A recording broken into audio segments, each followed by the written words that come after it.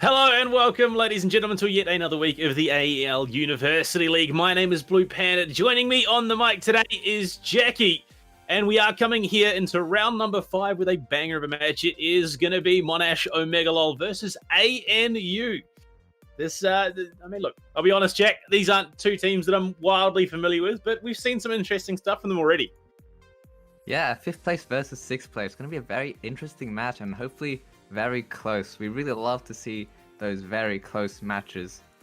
Not a lot of players I know, but seeing as I am in this group, you'd think I know a little bit more, but apparently not. Anyway, it's going to be a very interesting match. I hope to see a lot of funny plays, like could we see some spawn peaks, could we see some a little more aggressive plays from these a little more unconventional teams. I mean, that's exactly what you're looking for, and especially in a competition like this, you can afford to go for some of those interesting plays, but let's meet the contestants here in our matchup for tonight. Up first, it is going to be Monash O-MEGA-LUL from Monash University. Up on the scoreboard, you've got Blackout Cab, Cliff, Emanate, Hellfreeze, and Wolfie HBB. Overall, they put up some decent numbers. They have some pretty top-tier ratings. Hellfreeze definitely the one to keep an eye out here for the team, making sure that, I mean, look at that kill-death ratio of 3.17 on the whole, a 1.38 rating average. That's pretty spectacular, realistically. Yeah, on the Thermite and the cars as well. Not operators that you'd imagine are kind of that those heavy fragging operators. So if they're able to on those set, you'd think could be going very well for them. Meanwhile, on the other side, we're going to be having ANU instead, and this is going to be Amber, Hugs, Macho Nacho, Swordman, and also Tesseract. Yeah, their overall numbers are slightly lower than their opponents, but at the moment they are 5th and 6th respectively. So not wildly surprising that there is a little bit of a differentiation in numbers, though we do see our traditional Ash Jaeger main there in Hugs. It's most played operator for him or them so far this season. And then, I mean, rounding it out, there is some decent potential. It's not every day that you see someone who is a Monty Mozzie main, but if it's something that ANU Esports are bringing to the table, could definitely upset the flow of some of these matches. And, well, obviously, the next thing that is going to decide how this one all plays out is obviously where we're going to be going. And, Jack, well, we've got some interesting maps up on the board, so we will get those map bands up in a second so you can have a look at where we are going as well. We've had a bit of a cheeky look at them beforehand. We have an idea of where we're going. And these are some maps that could, allow that style of play that we were talking about. Yeah. Two, I would say very even maps. We've got we've got Villa first, and then Cafe. So Villa can be a little more of that standard map. You've kind of got a good balance of attacking and defending side. There's a lot of very interesting stuff you can do on that map. There's 3 floors so defenders can kind of just roam around and get themselves comfortable, but attackers on the other hand, they also can get a lot of that control and really use that to their advantage. Yeah, I mean, like you said, such an amazing amount of depth in this map. We're going to see some of those deep roams all the way down into the basement. That's where things can start to get a bit wild. And then, obviously, just the number of avenues to get yourself into the building on the attack makes for... it makes for a very hard time covering a lot of those bases for a lot of defending teams. And as you can see, on the community poll, a lot of people back in Monash University here. 61% reckon that they are going to pick up both maps here. 13% of people reckon it's going to be a draw. And 26% of people are backing ANU at the moment. So, look, there's some favoritism being shown here by the community. We can't go one way or the other. But, I mean, Villa, Cafe, they are pretty traditional maps in the comp pool. So they are definitely maps that should have some strategy behind them for both these teams. Although, I do distinctly remember a Villa map that we saw last semester that resulted in, 10 shotguns being in play. So, there is potential for this to devolve quite quickly. There you go. Look, big thank you to Chatime, as you see on your screen. Massive sponsor making all of this possible. Shout out to other sponsors as well, AOC, Indomie, and RIG, who, honestly, they allow us to put on such a spectacular show week in, week out. We are just waiting on the players to get into the service so we can get things underway. We have all of O-MEGA-LUL. We are just waiting on ANU Black. We do have confirmation that there will be a stand-in here for O-MEGA-LUL as well from Monash. Another Monash player, it is Pokadu from the looks of things that will be jumping in. A name that fans from last semester should know and love. He was one of the big players there throughout the main run of the season. Got to see plenty of him. But it's going to be interesting seeing how much that impact will come through of him being in this roster. Yeah, having a substitute not from your team can be a bit tough on the team, especially when it comes to communication. A little bit of that coordination might be missing, but Pokedu's also a very strong player from one of O-MEGA-LUL's top teams, so I'm sure he's going to be putting in work for his team. We are just waiting our last few seconds as we are waiting for this game to get ready, and then we'll be hopping into Villa. So what do you think we could see on our first defense? I believe O-MEGA-LUL is going to be heading on that defending side first. No, never mind. We've been trolled. Pokedu's not coming in. He's just here to mess with them. The fifth has made their way through. Looks like Cliff is there, ready to go. So we're just being messed with. But I mean, it's Villa. You're going to be expecting a pretty standard rotation of bomb sites for the majority of teams. You're looking at either starting Split or Aviator Games. Then you'll go to the other one as a secondary if you win it, and even if you lose it, hard enough, there's a good chance you'll opt to your secondary site, and then. No surprises, we'll see Kitchen Dining coming in as a tertiary, one would expect. Although we have seen Living Room Library so far in the competition on broadcast, so it's not totally out of the realms of possibility. Although, I mean, look, Living Room Library presents its own difficulties. There's some verticality that will also come into it. I'm expecting, potentially, given that there is a Mozzie main in the pool, that we might just see a Lion Finker Monty Rush type play into Aviator Games, potentially. But, I mean, honestly, there's any number of options. It is a pretty versatile map that does allow a decent amount of freedom on both sides in terms of what you can bring. Obviously, yeah, there are your standards. You're going to be wanting to bring your smoke on the defense. You're going to be wanting to bring some form of hard breach on the attack. But outside of the the standard 2-3 core that you're going to be bringing everyone, there is some allowance for deviation. Yeah. I'm very interested to see if any of these more aggressive operators are going to be brought, especially on that attacking team. But we've also seen the defense being able to just make some incredible plays just around the whole map, because given how much space you have. We are going to be quickly heading into our game now as our match is ready. As you see, Villa is loading in. What kind of bans do you reckon we'll see here? I mean, look, we might. It depends, I think, on whether or not these guys have done their homework as to what we might see taken away here in this ban phase. I mean, we could see Monty banned out. We could see we've seen some crazy things recently, especially in those high levels of play. Teams are willing to take out what is conventionally. I mean, I've even been seeing a rise in Iana and mute bans to an extent in a lot of teams, but. Here we go. It's going to be Ace. So some ranged hard breach coming out here from Monash, taking that off the board early. Not to mention the fact that, I mean, the guy has smokes and an AK-12. He's just such a well-rounded attacking hard breacher. Yeah, fair. Very fair ban there. Like, Ace, very good gun and very good utility as well. So good, in fact, that they're actually nerfing it in the next patch, replacing it with a Claymore instead. Our second ban from ANU is going to be that Nomad. Nomad, very good at cutting off those flanks, and a lot of teams, especially the more aggressive defending teams, like to ban that Nomad to make sure that they can play that roam a little more freer, just move around that map a little bit more. Mirror is going to be taken off the board as well. Pretty standard ban. You don't really want to be going against those mirror windows. I mean, yeah, it's interesting. I get the opportunity every now and then to experience what things are like over the ocean, over in North America, and even their collegiate scene. There's been a significant decrease in mirror bans because teams are figuring out that verticality is the name of the game when it comes to dealing with it. But Cade is going to be the final operator off the board. No Artilla clause coming through to deny that hard breach. I mean, it makes sense. It is pretty strong on this map. Why don't we get into it? ANU kicking things off on the attack. O-MEGA-LUL starting things off on the defense, and it looks like, yeah, stock standard Aviator Games bomb site to come through first. Macho Nacho, do we get to see that pocket pick? No, but that's the other thing that we haven't talked about. Thatcher has been let through. Ooh, and we see a Nook being teased here from the attacking team. Thatcher, on the other hand, is going to be very strong in terms of getting rid of that defender utility. You just chuck one of those grenades, and poof goes any of the bandit batteries or the mute jam is going to be disabled for a significant period of time. And seems like this Nook pick is going to be stuck. She's got 2 frag grenades, so not the worst pick, and can be very sneaky, just kind of get around that map and get in a place where defenders might not expect.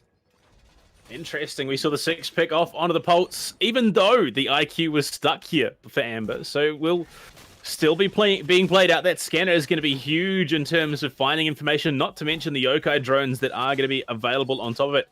On a map like Villa, you can play below. Amber, I would 100% anticipate, goes down to the first floor. That takes care of, I would imagine, Pulse on Hellfreeze, who's going to be playing down there as well. And then just starts to deal with this defensive utility. You've got to imagine that's how it's going to be played. Although, I mean, we've seen crazier things here in the University League. We have indeed. Pulse is going to be posturing downstairs here as we're just heading into the start of this round. Attackers seem to have spawned mostly on the on this east side actually, and we see the Nook and the Ash all going towards the building. A bit of a split push here actually. On the defender side, we have this Pulse, and we've got also these Echo drones that can be a serious pain if not dealt with properly. It doesn't have the cloaking anymore, unfortunately, but can still be very strong, especially if the IQ is either killed or unable to find them. Yeah, like you're definitely one of those operators that you don't want to be losing early on into a round, but for the moment, they are going to be able to get themselves into the building. You can see Lazy Turtle there on your screen. Jumps in Master Tesseract as well. Playing through Master Bathroom. That Nook can be devastating, given the power that she has recently received and, you know, with the buffs that the developers decided to give her. Cliff, the man himself, he's in a bit of a spot here. Could be found out. Or Lazy going to go swing the corner, lose it out the Ash Jaeger battle. A battle as old as time is won by the defense, and that's a lot of utility off the board for ANU. Tesseract is right next to him, though. Could be spamming through the wall, but doesn't see him, and Cliffy is going to be finding a second pick down the long range. Now Tesseract, he knows he can hear this Jaeger, but oh no, he's shot through that wall instead, and Cliffy is single-handedly pulling apart this attack. Just taken out 2 and down that third one. It seems like the remaining 2 attackers are from that study side, so they wouldn't have an opportunity to pick up Amber, and so it seems like these last 2 remaining attackers are also on the pulse scanner, so oh boy, very tough time. Yeah. Oh boy, if there was a Nitro pre-place, I think that's what they've done. I think it looks. Yeah, oh, here it comes. That's unfortunate. That's not. Yeah, that's one of those surfaces that is not destructible. So even if they had landed it perfectly, you're not going to find a kill there. Sucks, and unfortunately, yeah, there's no coming back for it. As Hugs walks in, finds a kill on the Emanate. Luckily though, Cliffy will finalize. Well, I don't know if he finalized it, but the bleed out happened.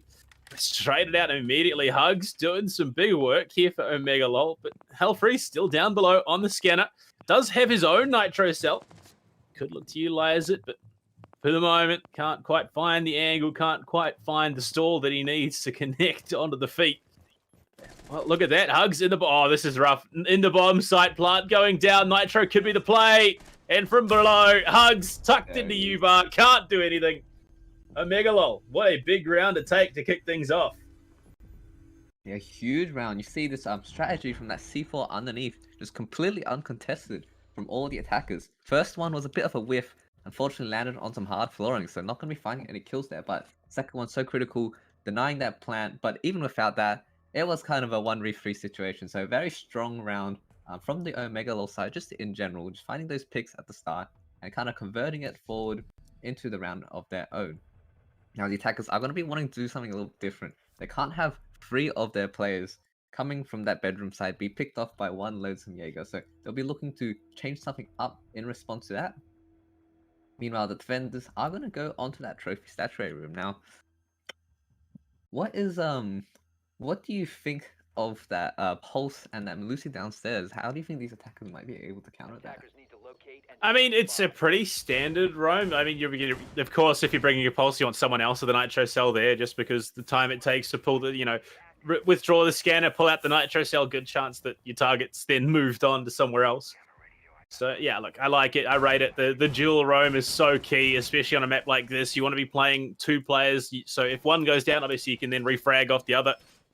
But it was not to be, unfortunately, for ANU. That 3-2 splitter there has got shut down almost single-handedly there by Cliff. I mean, the man's got 3 frags already going into round number 2. Big damage, big work already. And I honestly, I do rate this Valkyrie pick as well. Pulse work last time. Go for something a bit different because they're going to be looking for that heartbeat scan. They obviously know that he's there now. But that camera, you place the black eyes in master bedroom, you can still play for the Nitros, and that's exactly what they're doing. Wolfie and Hellfreeze locking them downstairs in what would normally be the tertiary bomb site. They can look for those Nitro plays as well. Yeah, I like this. So much explosive potential. We've got 3 C4s on the board. 2 already downstairs. And it seems like ANU gonna be coming from the other side, so they might be playing right into these C4s if they are not careful. Well, Macho Nacho running the old Tesla truck holographic scope as well. But these drones, it's not like the ANU drones aren't finding good information. They're getting good positioning. It's just how close to the bomb site can they get with that information. Or I may have noticed something that could cause some minor issues. Obviously. Well, if you take a close look at Thatcher, he's running an illegal skin. You're not allowed to run the Gladiator skin set on Thatcher, which is unfortunate. But I mean, look, if they don't call it out, we won't call it out. We'll see what happens. But yeah, look, remember, friendly reminder, guys, if you're playing in the comp environment, disable those skins, take them off. Yeah, if only there was some easy way to kind of unequip all the skins. Something, please, Ubi, would be very useful for us comp players, but... I mean, there was a glitch that did it for you unwillingly, but... yeah, the old... I remember that one. That was Log into the game. Why am I not wearing my... Oh, there we go. Nitro cell. Could have been big, or just on the wrong side of the wall, I think. But yeah, it's one of those moments. Why am I not wearing my liquid sledge set? And then you realize it's gone and done you dirty, but Tesseract's going to take some big damage. They are in position to explode on the bomb site, but the resistance is waiting for them. This Val camera is providing so much intel, and unfortunately the attack team not going to be able to spot it just because of that glare from the light. And actually, it's going to be hard to find the first kill onto Cliffy, so a bit of revenge from what he did last round, but a quick refrag for Emanate. Now Lazy Turtle pushing straight into sight. There's a lot of players in this, oh no, a lineup as Macho is taken out. Now Emanate is single-handedly holding the site. Oh, a Claymore goes off and takes out Wolfie. Emanate once again with the flank. Does a lot of damage to Tesseract and to Lazy Turtle as these attackers are just falling down. And oh, Lazy Turtle with the pistol. A 1v1 situation. This is very winnable. Hellfreeze versus Lazy Turtle. The fuser needs to go down. There's 15 seconds left. Patrick Grenade goes out to deny any possible cameras. Hellfreeze is in this alone, but he's got the time advantage in his play, and he hears the Melusi go off. There's 5 seconds left, 4 seconds, 3 seconds. He knows he can just play his time, and as that timer hits 0, he's going to be walking in, picking finder, and finding that final kill. That was a big 3K there from Hellfreeze. So, I mean, what? Almost, yeah, look, there's the call. Unfortunately, it is quite obvious, but it does mean that Lazy will not be able to play Thatcher anymore. Oh, no, okay, look, there you go. That's good sportsmanship at its finest. Yeah, Lazy's like, oh, whoops. Omega-LUL, they're happy to carry on with it, so we won't pester them anymore. Look, I do rate it. It's kind of a decent skin, but at the moment, things are looking a little bleak on the whole for ANU Esports. They get close. That last round, you got to admit, it was very, very close, but it came down to the very end and they weren't able to pull it out. And we see a pretty significant shift in operators at the moment. Yeah, a little bit. We've got a Gridlock trying to replace that Nomad because they have been getting flanked quite a bit from both inside the site I don't know. Like that Claymore, in fact, it was a double up of Claymores. Wolfie saw the first one at top main, shoots it out, runs straight into Aviator, and there's another one. Like that is one of those moments where you're like, nah, I'm done with ranked for the night. Look, I've seen teams sometimes place 2 Claymores at a door. So you shoot one of them, and the second one placed right behind the first one will get you. And that works an embarrassing amount of times, I've found. However, we've once again got to remember that Villa, all in all, still a bit of a defender side of map. So if ANU are going to be able to take this coming round, maybe they're going to be able to find a way back into this game, as it's just 2 rounds in. However, if Omega-LUL do win this round, they're going to be completing that 3-round rotation, which is so powerful. So powerful. You get to go back to your strong site once again. Yeah, well, the flawless rotation, it's always going to give you a good indication of how things are traveling. Interesting, we see both G36s for the Iana and the Ash. Usually you're going to be running the R4C, but Lazy obviously has a plan. And then Macho Nacho with the M249 sort. You got to love it. Well, I mean, look, it is, and it's a kitchen dining defense. They've got the pulse of the board. It's probably the site that he's more conventional on than anything. He's going to be playing with that verticality. Tesseract looking to use the Gemini to find some big information. Nitro Cell, I believe that's a pre-place in possession above on the floor. I would have to imagine that's where it is. That's what I'm hearing anyway. Frag grenade being cooked right now. Tesseract trying to deal with that shield eaten by the ADS, understandably. Question is, does she have enough utility there to still clear things out? Oh, no. Don't stand still. Pre-place Nitro Cell there, too. This could be rough for Hugs. Oh, no. Okay, they're going to escape disaster for the moment. You say that, but there is several C4s prepped downstairs, and at any time, here it is. AEDT gets that first initial kill with that C4 right up through the floor, and that's going to be a sledge gone. So no more top-down destruction from that hammer. I'm going to rely on any Ash charges or breaching rounds if there are any remaining on the team. Meanwhile, we have the rest of this attacking setup just a little bit stalled out. We got Lazy Turtle entering up the top floor. Well, not anymore. He's taken out from a second C4. We just see these defenders are very well hold up in that top floor, and there's nothing much they can do. They're going to go for a bit of a more horizontal push here as we see the Gemini clone. Oh, a fantastic shot. Double kill for M&A, that SMG-11 now. Not a lot of bullets, but if he's hitting heads, can definitely be very effective. The last two attackers have to scramble for something. They have to enter this, and M&A is taken down from Tesseract. This is a little bit more of a chance. 4v2 situation. 50 seconds left, so plenty of time for these two defenders, attackers to find something. Oh, they have the opportunity. Oh, Amber just gets caught a little bit there mid-reload. Has to pull into living room just to make sure that they can get it off. Well, if he pulls back to the bomb site, there's 33 seconds left, and all of them are hunkering down. Tesseract does have a frag grenade, but I would imagine there's probably some ADS positioning around Larder, around Pantry, which will make it hard. Cliffy going to be tagged up by something. I don't know if that was his own team or what. Frag grenade, going to be cooked, going to be thrown. And Tesseract bounces it off the door frame. Luckily, Amber's there from behind, denies the confirm. But yeah, Tesseract's mistakes were made. You hate to see it. It hit the broomstick. Oh, no. Sag. Big Sag. Yeah, that's definitely not what he intended for that frag grenade to fly, but fortunately, those things have a habit of just bouncing in the strangest directions if you're not aiming for them perfectly. I know some people are very good at it, but I am definitely not one of those people. Well, we do see a bit of a change. Tesseract's moving to the operator that notoriously lost his frags early last year. So I think just wanting to avoid the explosives altogether now. Fair. And Hellfree's the one to pick up the echo now, so they're doubling down. 2 cam operators. No smoke as of yet, which is an interesting one. Usually you see plenty of smokes on a map like Villa. But no, not going to be the case of AEL. They've obviously done some work, got some plans in place. And I mean, well, they are 3-0 up, and Hellfreeze has yet to die. So whatever they're doing, it's working. Definitely needs some change-ups, I would imagine, from ANU for them to get back into this. Otherwise, they could find themselves shut out of this half quite quickly. Yeah, and their last attack on this side was just completely shut down from Cliff.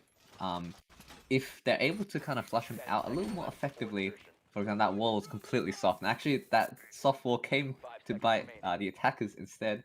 Somehow, just a little bit more coordination is a little required in order to kind of pull that kind of attack off. But I'm sure they'll be attempting that once again, as once again we see several of the players going from this fountain side. Got a bit more of a split towards the study side this time. Actually. Well, they're definitely looking for a way in at the moment. No pulse means that there is a little bit of added security, but you can see Wolfie doesn't have a nitro cell in pocket because it's already out pre-placed, I would imagine, just inside that study door. The drones hopefully will spot it so they can deal with it at some point, because a pre-placed nitro is one of those things that should be exploitable at the very least. But Well, no, they have an IQ. they do, but again, IQ's coming in from the master bedroom side of things, so you gotta wonder just how much they're gonna be able to scout that out. Yeah. Drones, and yeah, look, they're doing a very, very efficient drone clear here. They want to be able to get to the building and start to contest, although, I mean, last time they did. They got all the way through both a split and trophy. Not statue and trophy, and then it was Cliff who was waiting in the connector who found them out.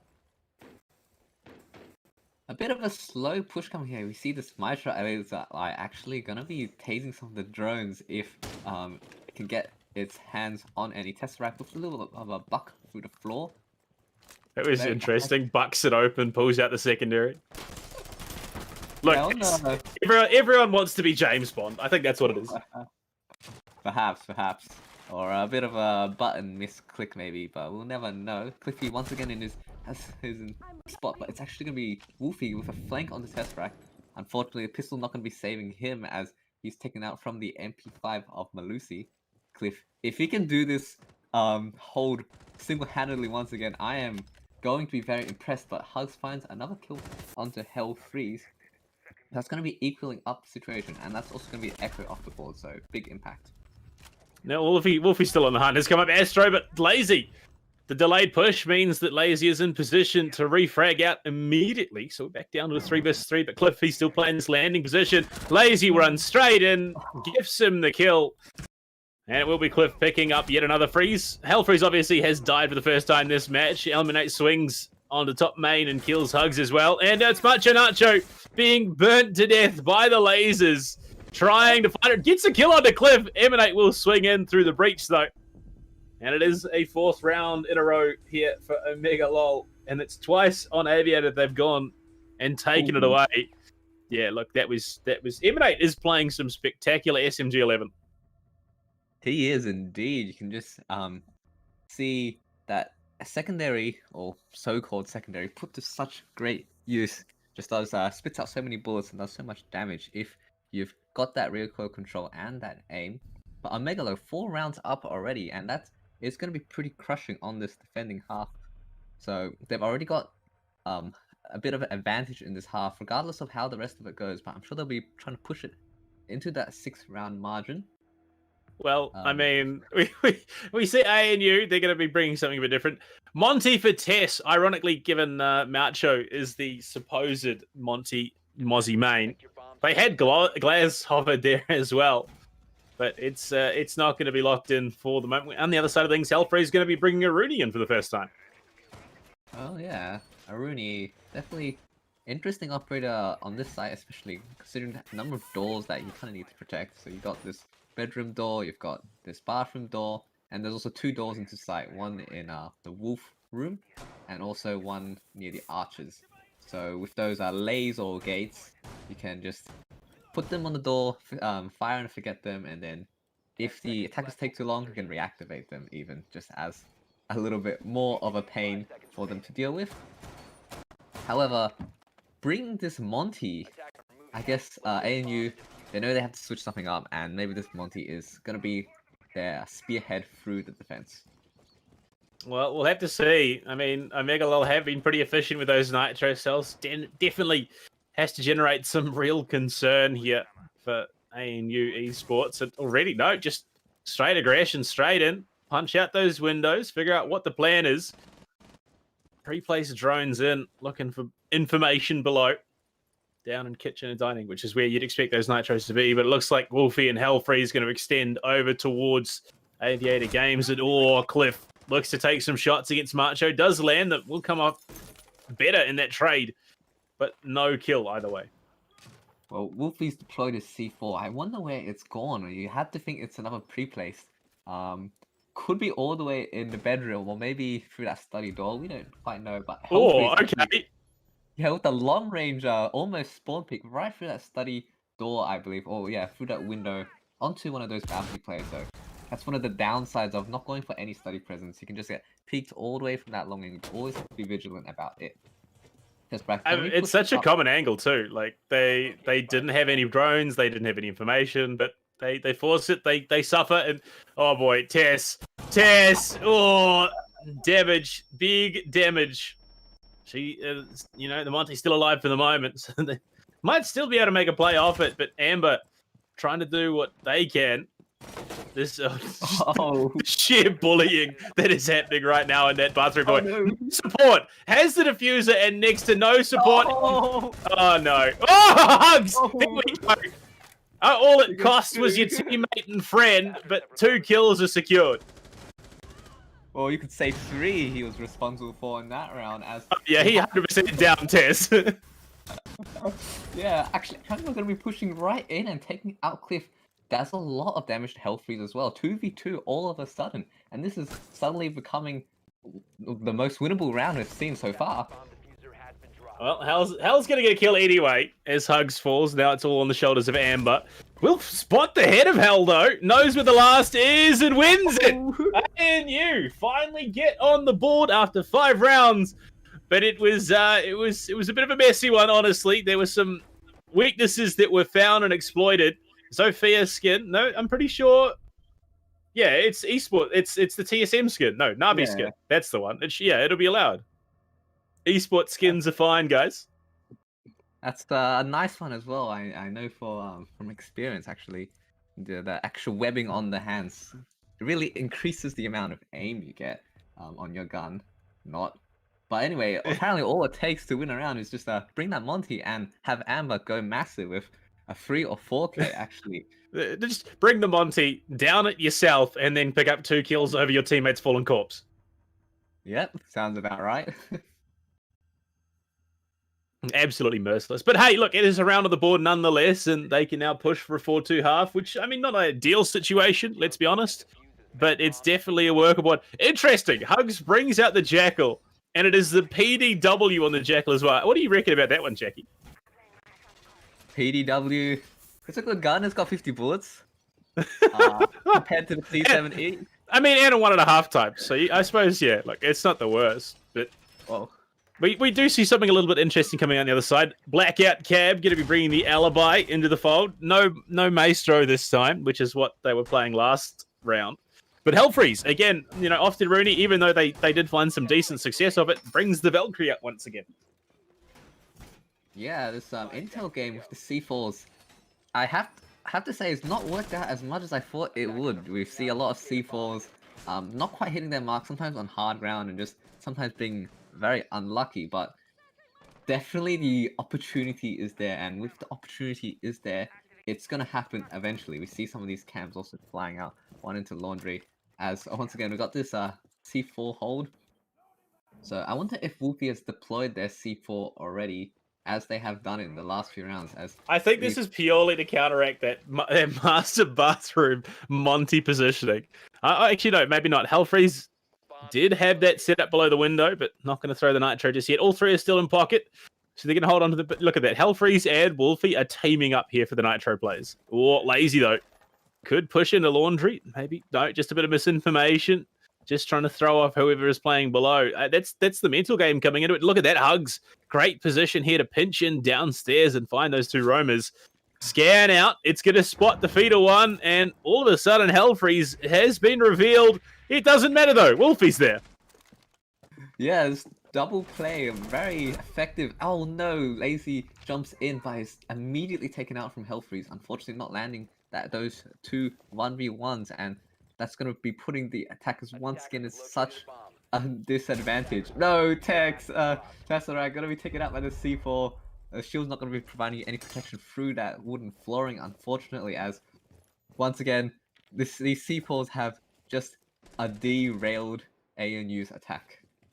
Yeah, and that's the new attacking operator that will be coming in later this year. Kevlar boots counteracts the Nitro plays from below. Hellfreeze is looking for more. 7-1-2 at the moment, averaging over 1 kill a round. And I mean, look at that. You've got Emanate watching horizontally, and you've got Hellfreeze threatening below. The Nitro's toss. Nacho is very lucky to get away there, but the angles through the floor might be his undoing as well. They're looking for it. Amber as well, trying to pinch it onto the site and find an angle. But in a 5v2, Jack, there's 53 seconds left.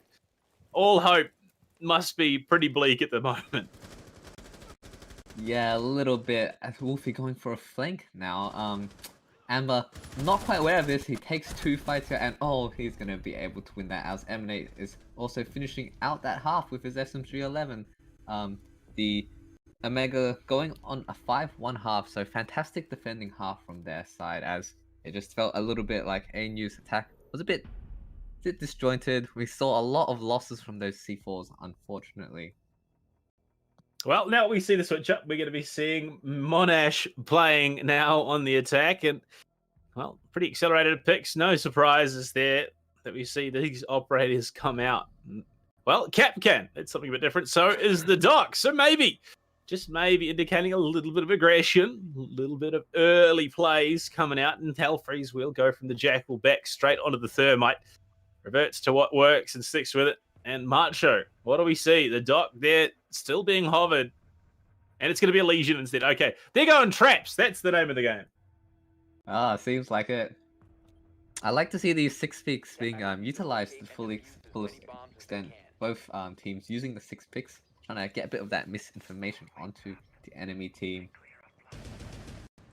Well, I mean, look, it is one of those cases, you know, Omega, they're 4 rounds ahead. Maybe they're not playing quite as, you know, smart as they should be in the situation. You run through it. Unluckily, I think for ANU, IQ has been stuck here for Cliff. So they will have the scanner. They will have a lot of that information. And it looks like their drone work is going to be pretty clean as well. At the moment, standard setup on the whole, although a pretty reserved setup, you've got to argue. It's a little bit more defensive than a lot of teams are running. You know, usually you'd have that extension towards either top main or into classical with a shield to be able to contest. But no, looks like ANU are just hunkering down on the bomb site. Well, standard you say, but we also see the Capcan and the Bandit. Not operators you'd see too often, but actually with the Kaid ban, that's a bit more fair with the Bandit pick. Yeah.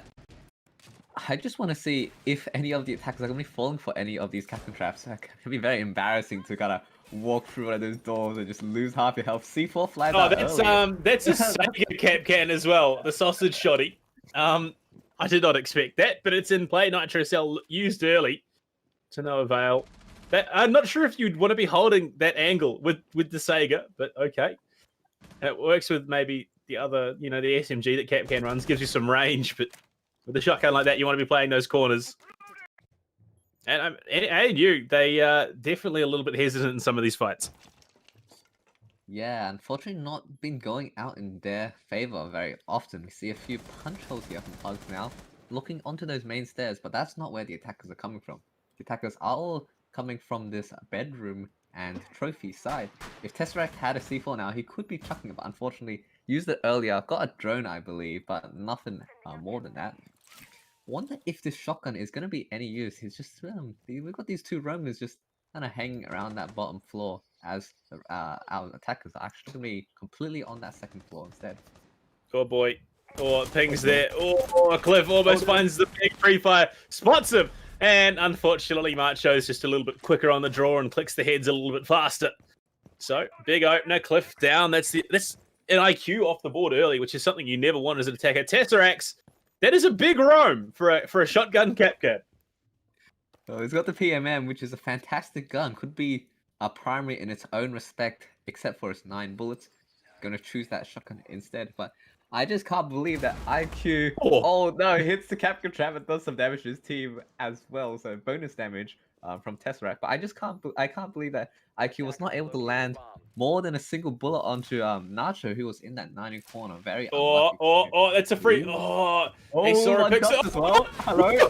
Oh my lord! Wow, shotgun comes out and completely destroys the gridlock. That's gonna be no more flank utility.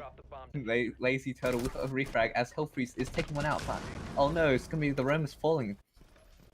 3v2 situations, however, still on the site, and Emanate and Wolfie have to find these picks. Just 20 seconds left. There's not much of this round left as the thermite charge is muted and unable to find any openings in the breach. Lazy Turtle now can kill off the round. Double kill for him. Couldn't make this a triple. He doesn't make the triple, but a quick refrag coming out from Nacho, and that's gonna be a fantastic defending round. A little bit of momentum to put a bit of spring in the ANU's defenses. Fantastic round to start things off in the second half, but look, it was a bit all over the place. It was an interesting one. I mean, realistically, Jack, what do you reckon the chances are we see both teams trade defensive halves and take them 5-1? Chances higher than I would have expected, considering how I have to say solid some of that defense was. We saw a lot of that time wasting. Surprising that shotgun worked out pretty effective, especially when that gridlock jumped over. I'm not entirely sure if that was like a miscommunication or they were not entirely sure if that red stairs was clear, but it was definitely not so clear. you heard the Gemini or like the sound indicator going off because Emanate was in the wrong position to make it work. So you just heard that Gemini going off again and again. And Tesseract was like, cool, there's an Iana at the top of the stairs. And then Gridlock jumps over the banister. So I think that was a sheer reaction play coming out there, but it was one that worked. We will see a little bit more conventional in terms of the operator setup here for the split bomb site coming out in the second round of the second half.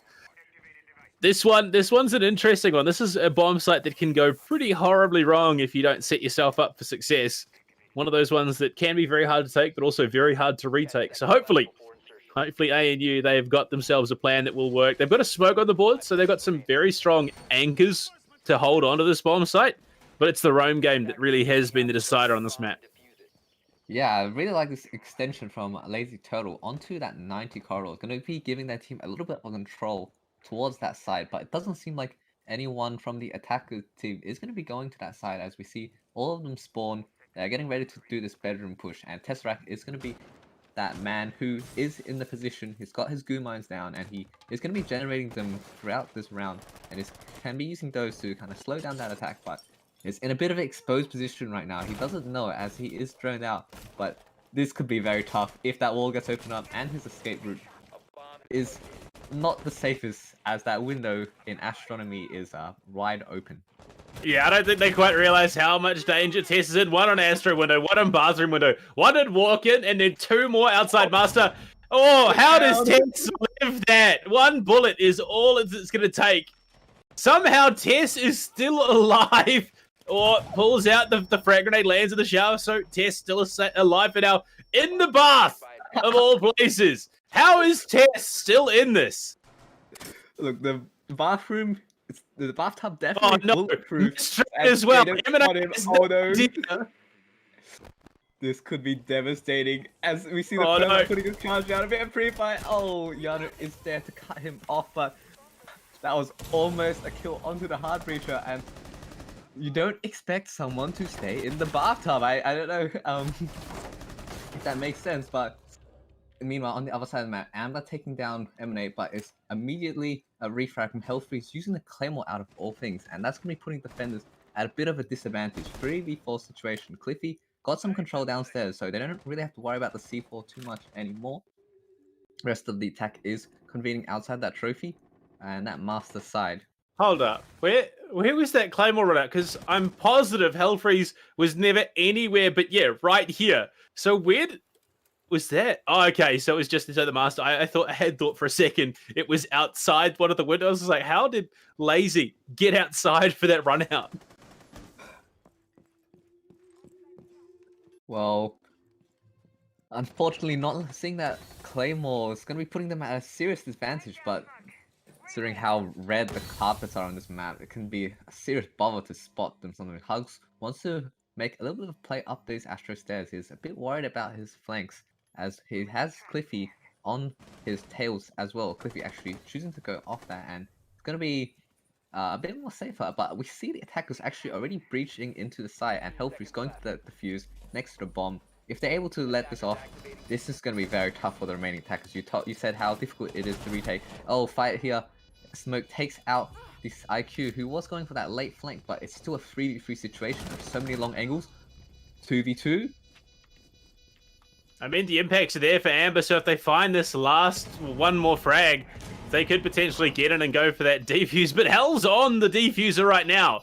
Does have the 5.56. Oh, turns the wrong way. Amber wins the gunfight. Amber wins a big quad with plenty of time left to defuse. ANU will take round number 8.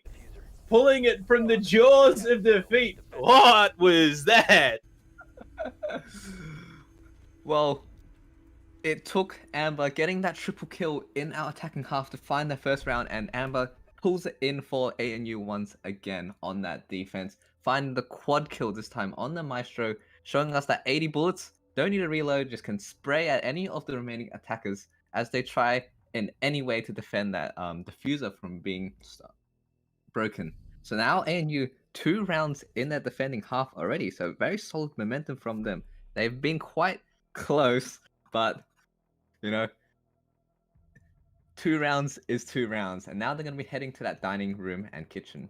Sheesh. That's all I could say about that. My lord, O-MEGA-LUL had the tools, and then it just came apart. Cliff losing that key fight around Wolves.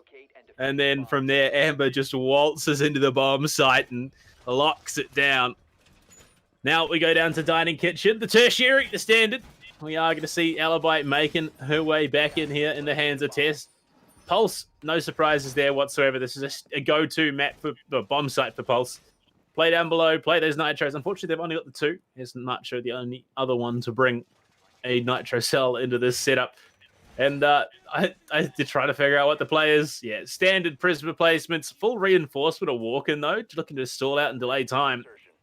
This is, I think this is going to be another chaotic round, Jack. Yeah, especially if there's Alibi clones in. Can place them right behind a window, and it's very difficult to kind of shoot the base without also hitting the clone itself, and see them now set up all around bedroom. So the bedroom is going to be that place of contention. Tesseract going for a bit of an early peek, but not finding anything, unfortunately. Not too many aggressive spawn peeks or anything this game, but it is the mid round where these fights are really breaking out. Well, information is key here, and those... Tess! No way! Tess is playing bathroom again after that last round. Well, Prisma will find its first attacker. Being shot early does mean they have some information, but, I mean, Hugs pairing with that. They know that the majority, if not all, of O-MEGA-LUL are positioned upstairs outside of Master. And Tess looking for the window. Oh, what a tight angle! Cliff was the one punishing from there previously, and this time, Tess catches it back. Hell on the hunt, looking for Macho. No, not even Macho. I think. No, it was. I don't know.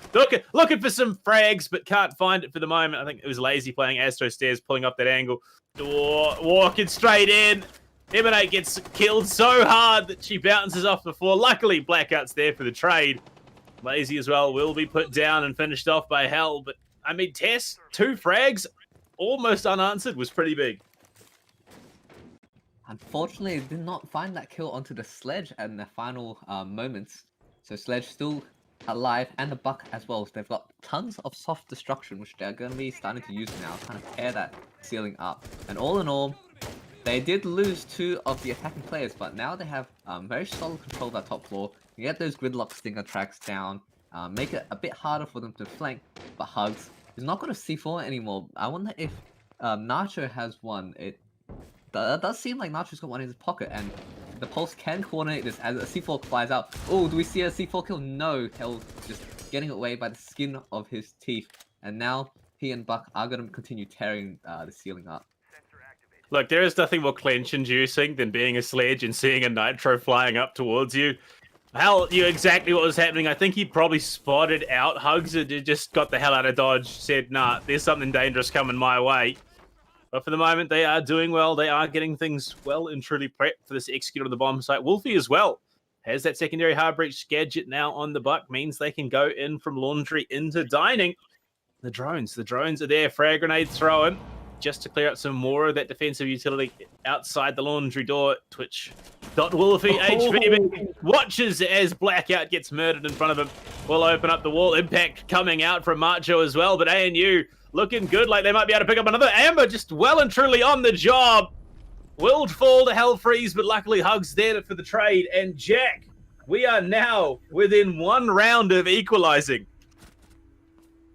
Jumping through that breach was probably not the play you want to go for. I'm surprised Gridlock managed to fit through that small hole created by the hard breach charge, but unfortunately walking right into that 90-degree crossfire, going to be very tough to win for any player of any caliber. And we just see that kind of that time waste have such an effect on the Omega-LUL attack. And yes, the scoreline is 5-4. We were 1-5 at that point where you asked me if they are able to come back. And I said, it's possible. And they may be proving that, yes, indeed, they have something to play for. So they just need this singular round here, and they'll even up 5-5. And once they are at that crucial 5-5, it is such a momentum breaker for the ANU side. And I'm sure if they're able to hit that... Well, I mean, look, we haven't seen anything crazy wild out of the ordinary other than maybe the Cap Can and potentially the Monty if you want to be that way inclined. But look, it's not wildly complex strategies coming out here, but both teams have made them work. This, again, it's a very interesting extension that we see being run here by ANU on the defense. Drone spotted, straight at the feet. Full barricade out of Master Bathroom. That's curious, but hey, we'll see how it works for them. Pulse and a Valkyrie on the board. So huge amounts of information. 3 Nitro cells in play. We could see some real damage done. Definitely. Nitro cells been so crucial this whole game for both sides. You can see Lazy Turtle gonna be camping now on this kitchen. He knows it's mostly safe as got his heartbeat sensor, can detect both above and around him, depending where he points it. He's also got a cheeky C4, but it seems like the attackers might be walking straight into this as we've got the Gemini also coming out, gonna be going into that bathroom side. Lazy Turtle, he spots a lot of targets, but he knows to hold that C4, he knows not to use it just yet. It's got that discipline, and he knows he can, if he is going to find that perfect situation. Oh, hello. Cliff has obviously scanned him out and decided to come up pantry. So the drone's there as well. Swing, spray, Cliff does take out Lazy. That's a big kill for them to be finding. But my lord, this is an interesting match we've been watching so far.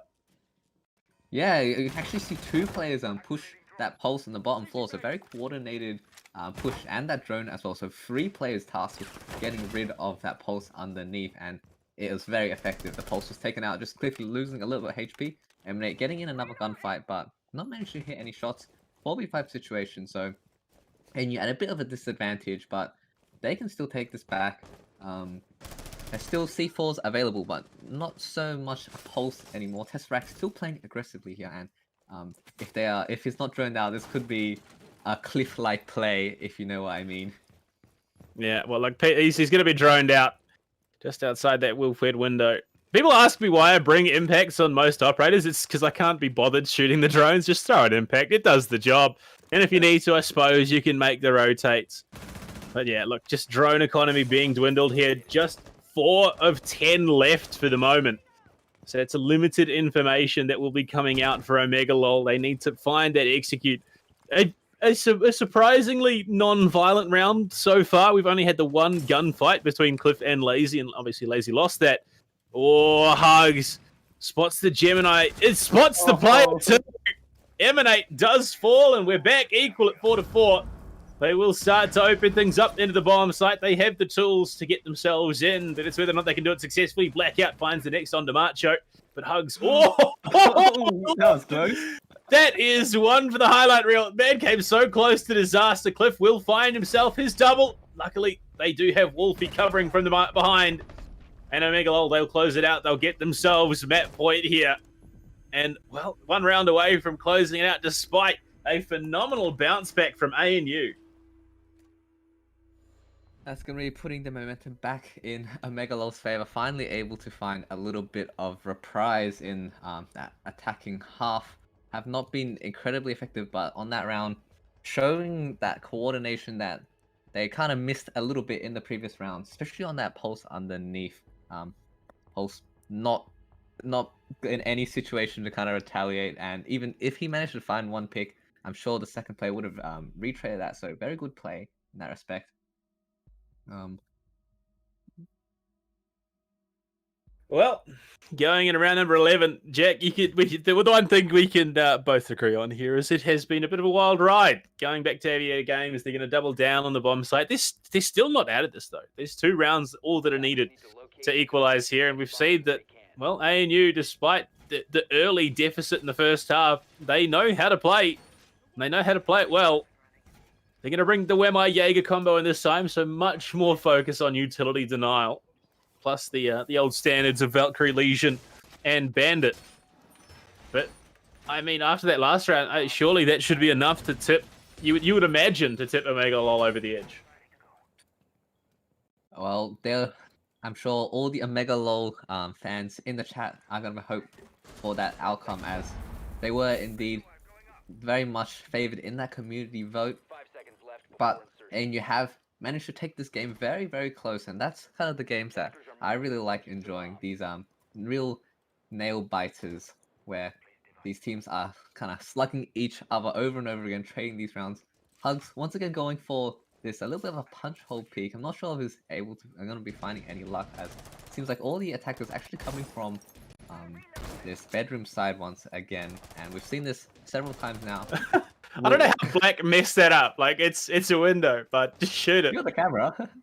Well, hey, yeah. Look, I suppose if that's your aim, yeah. But I mean, realistically, he should have been able to clear that one out quite easily. Tess has been charged with on the defense, holding down this entire northern side of the building. Gemini will spot the Legion, so it gives the go-to call for Tess to pull it back for the moment. This is bold. This is bold. No way you can test that angle. The train, again, spotting out the Legion.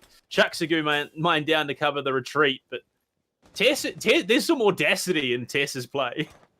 This is good play, though. Not overextending. Making sure he's not taken out. You see him just change his position, going down those stairs, and then making sure his angles are covered. Even if the attackers manage to push in very aggressively behind him, he's very prepared.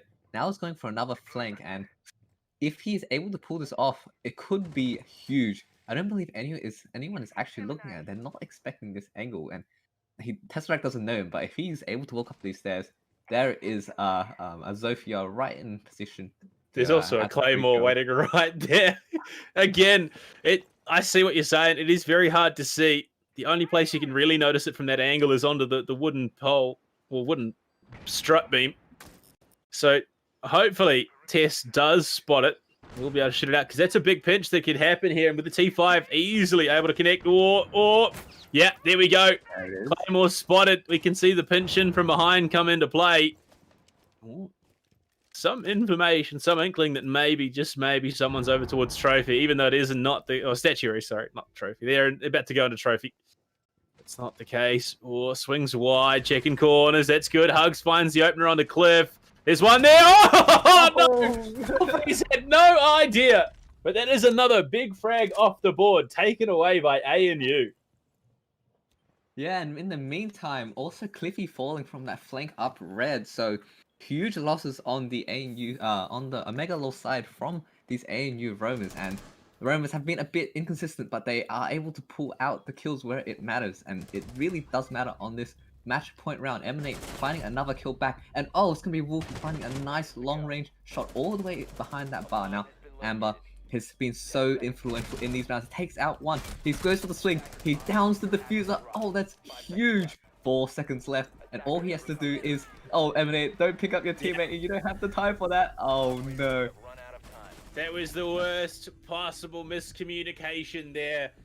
I mean, in that situation, Wolfie needed to get the hell away from the backside of that door, because the prompt is always going to prefer your teammate rather than going for the plant.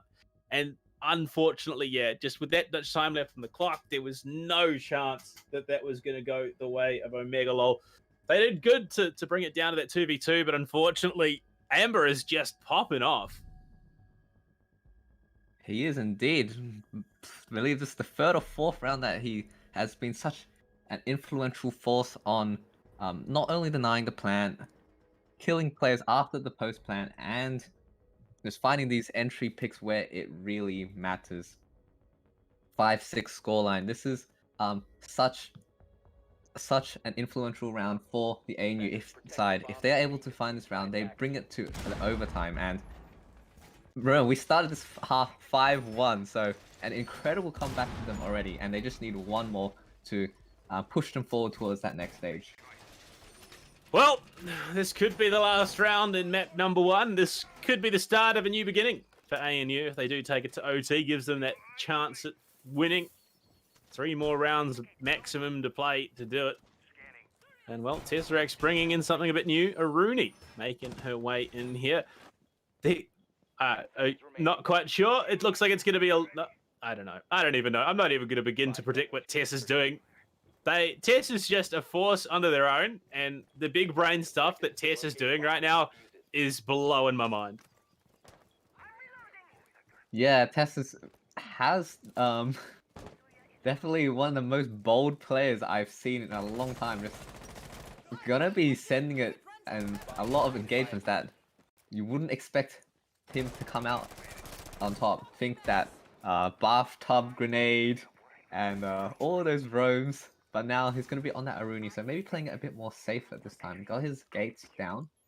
There is an Evil Eye setup in Master, actually. Wait, are you telling me that Emanate is not running the Gone 6? I am disappointed. I have never been more disappointed in my life. Gemini will go in. Cliff gonna find the opener onto Hugs, getting some revenge, hunting out that pulse once again downstairs. I mean, IQ has been played in almost every single round so far. Why would it be any surprise that it's being played again? Black finds the next kill. Onto Lazy Turtle. So they lose the Jaeger as well. It's looking a bit bleak here for ANU. They need to go for something huge. Amber does have that older 5.56, and Tess might be on the flank of their life right now. Cliff is there. No, just a bit of free fire, so they know that there is one at least, and Amber has been Jackal scanned. The Onyx coming into play, but I mean, we've seen Amber go huge before. Macho falls. Emanate finding yet another one. This is the round. If there was a round for Amber to go massive, I mean, they've already found a quad. Spray there, Hell Freeze. It's a 1v5 clutch situation here, Jack. What do you reckon? Can Amber do it? Well, this is not looking good, but if anything happens, he has 80 bullets and takes good start. First kill onto Cliffy, but he's got 4 more to find, and these are 4 full HP players looking down for some reason, but it's actually going to emanate with the swing and finishing off that map. Fantastic showing from that Monash side, as fortunately ANU just falling a little bit short, falling right at that final hurdle, unable to take it to the overtime. But anyway, a very close game, and a good showing on Villa, I would say, for both these teams. Yeah, unfortunately, I think they were, Amber was just a little bit spooked by the Buck pick, anticipating Hell Freeze being down below. But look at that, frags on the board. 12 and 6, 14, 8, 10 and 6 for Omega-LUL, and then Amber hitting double digits, 12, 1 and 9. A massive showing on the whole, especially given, the matchup and how we expected that one to be played out, despite the situation they found themselves in. ANU were able to bring it back from a 5-1 deficit to threaten overtime as well. An absolutely massive showing. But Jackie, we do have one more map to go, so we will throw it to a break while we get ready for map number 2 of Cafe Dostoevsky, and we'll see you guys soon. Yes.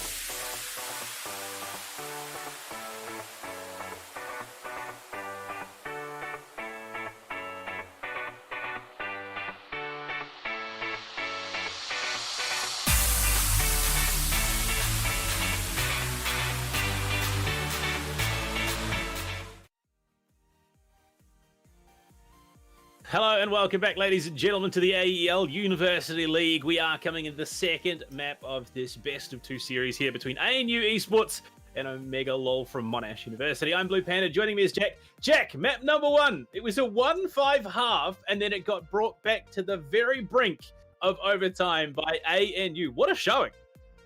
Definitely a nail biter of a game, and I'm glad I got to cast this one with you. What do you think we will see on Cafe? I hope that it's going to be just as close. Yeah, I mean, Cafe, there's some more. I mean, we've seen some interesting stuff. We got to see the Monty, we got to see the Cap Can. We almost saw a Glaz, but there was a 6-pick, and, well, as unfortunate as that is, we didn't get to see it played out. But on Cafe, you get some interesting stuff. We could see some spawn peaks. There's potential for runouts. There's still going to be an immense amount of vertical play coming into this, so definitely something to keep an eye on. But I mean, these teams, they do sort of default back to what is conventional. We're not going to see anything crazy out of the ordinary from either of them, I don't think. But the night's still young. But with ANU starting on the defense, I'm sure Tesseract is maybe going for some of those crazy plays. We've seen how he has been very wild when it comes to just running around the map, maybe even going for a spawn peak or two, especially of the way Cafe is kind of structured. We got this top floor. You kind of got some good sight lines, surprisingly, onto any attackers that spawn. So definitely could be something we see. Anyway, our first bans are going to be coming out as here we are. Well, up first, Ace and Thatcher. Look, a little bit, yeah, well, honestly, it's pretty much conventional for a map like this. Don't see the Nomad taken away, but you can understand why both are being brought defensive operator bans, Mira. So it looks like we are going to be going for the more conventional. Oh, sad. Conventional is good, but what I really want to see is like some of these crazy runouts, and we know that both teams are very capable of doing it, and maybe playing this way is actually going to be advantageous to it, and our final defending bans are going to be that Mirror and that Valkyrie. So, I'd say pretty standard bans. Valkyrie can be very strong nowadays. It's nice to have her off the board, and that Mirror is just so devastating on that top floor. It's both hard to get rid of and extremely effective, especially watching through that into that piano. Yeah, I mean, look, are we overly surprised that we see the Valkyrie ban, given how much work it did in our last matchup on Villa? No, you'd have to imagine not really. But coming into this, it is going to be ANU's kicking off their defense, which was their strongest side. You do have to admit that much, if nothing else. Their defense was pretty powerful, and definitely could be one to keep an eye on here. But third floor, again, no surprises. This 6-pick here from Emanate. We are going to see the Iana making its way, and that's no, Emanate. He's going back to the sledge. Going back to your old reliable. We like seeing some of these original operators being brought, even as we have so much variety from all our DLC operators. Though Iana has definitely been making a lot of inroads into many of these lineups, just because of how versatile both the clones are. Got 2 frag grenades and that Gon 6 as well, if you are taking that Gon 6, which, as Panda tells me, you should. Look, it's just so good. Why would you not bring it? I mean, if you bring in Gon 6 on an Iana, it makes you comparable to an Ashe in the amount of utility that you can destroy. I mean, the only deficit I think you bring is that you can't bring those breaching charges or a Claymore, but even still, the Gemini definitely makes up for that. At the moment, though, ANU, they're going to go for a full box out, it would seem. Not even a bathroom hold with one of those M590 operators. The smoke, that's usually where you'd see it. You'd open a rotate into backstock. But they are just going to hunker down. A very defensive setup on the whole. This could indicate a bit of a hesitation to take some of these heads-up gunfights. And even the bandit batteries onto top red. Wow, that's not something we see very often. And a Rudy laser gate also going on the hatches, both in there. That's going to be a nasty surprise for the attackers to deal with. Yeah, we see all this utility put towards this side, and attackers are going to need to find a way to deal with it. We see a couple of the gates being cleared already, but especially if you're unprepared for it, it could be very tricky, and it seems like they have used some drones, I believe, to clear it, so going to be taking some of that intel off the board. and just making it a little less comfortable for the attackers. However, M&A already down that red stairs. This is the top floor site, right? As we see a heartbeat charger also being deployed. We don't often get to see these heartbeat chargers, especially on the Buck, who is a bit of a soft breach operator, but with the addition of that heartbeat charge can be very versatile in that respect. Meanwhile, the defenders have been putting a very solid hold towards this this piano side, but they're now falling off it, and this is a good play. They've wasted a minute 30, and as the attackers are taking that position, they don't really want to be giving up their lives for no reason. Yeah, I mean, it's an interesting setup. You got to give it that. They're not going to go for that washroom hole with, you know, smoke, mute, whatever you want to run. They're going to give that one up. They lose control of back stock, and, well, from there, things start to degrade a little bit. They get that wall open, and these defensive positions are not quite as strong as they were moments ago. There's still only a minute left in the clock, so ANU have done a good job of wasting that time. And Macho playing from freezer. This could be the angle that shuts down any push in towards the bomb site. Emanate, does he have a clue? Swings in, finds a kill onto Amber. But that is not the player that was in freezer. Macho is still alive. Frag grenade tossed straight towards Cocktail. Shouldn't really pick up anything there. Yeah, no, not quite. And whoa, lazy through the wall. SMG-11. We have seen some top tier SMG-11 plays here tonight. What a shot. It's hard to make that shot with a rifle, but he makes it with an SMG-11 nonetheless. Nacho still in such an influential position here in that freezer place. He can't be bucked from below, so he's going to be staying in that position down pat, and there's no more frag grenades as M&A was taken out. We've also got this late flank from Hugs. Claymore is spotted and shot, so he is very aware of that. Nacho making his position known now, taking out Wolfie as well. Hugs on the very quick flank, and he is in piano. He spots the Jackal, takes him out, and this is going to 0-0. The time is running out. Quick frags on both sides, leaving it in a 2v1. Tesseract and Hugs versus Hell's Freeze. He's going to have to go for something here. He's pulled off. Has the options. Oh, takes down Hugs. Loses that gunfight. Would have been huge if he'd done it. But look at this. Hellfreeze has so much positional advantage to play around. Can pull back where he needs to. Tess has no information on where this remaining player is. Or did he spot the ankle? What information is there? Prone behind the table and Cigar all the way back by the tree. Tess has to go for the... Nah, there's no chance. This round is over. Tess just on the hunt, and Hellfreeze has gone for the massive IQ play. Just frozen in that corner there, and unfortunately sending Tesseract in a wild goose chase. Not able to find that last winning player, and not able to get that diffuser destroyed by the 45-second time. And that round was shaping up so well on the defender side, but unfortunately just managing, letting that diffuser go down and miss all the chaos, all the smokes, and all of the trades happening on the site. So very close round from both sides, but it's going to be O-MEGA-LUL just inching forward a little bit and taking that round in its completion. Well, I mean, it is a round nonetheless, and unfortunately, they just didn't have that information. Definitely, if there was a Valkyrie on the board, probably would have been a bit of a different story. But at the moment, it is very much what it is. And as we go into our next, it is going to be Bar once again. So they're going to double down. They're going to also bring that pulsar back into things. And oh, look at that.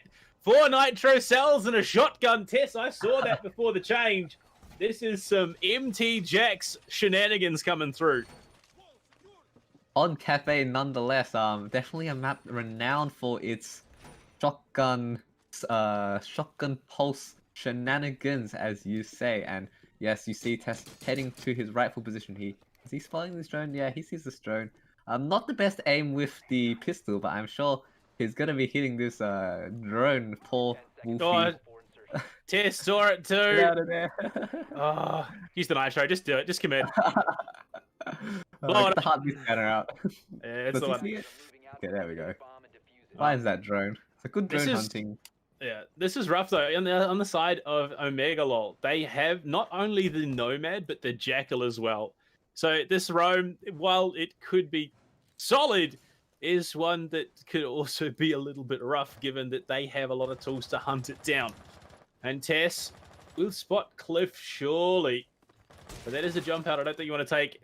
M10-14 against this this jump out. It's going to happen. Is it happening? M10-14 finds the opener in round 2. MT Jax, that one's for you. Yeah, I hate to see it, but at the same time, and deploy a claymore or something on that window. You know how dangerous it is to repel on that side of the map. That's gonna have Cliffy be fuming over such a audacious play, and those audacious plays are what we need to see from Tesseract. He's been proving that he is very capable of making these all match long, and he does once again. Could this be another C4?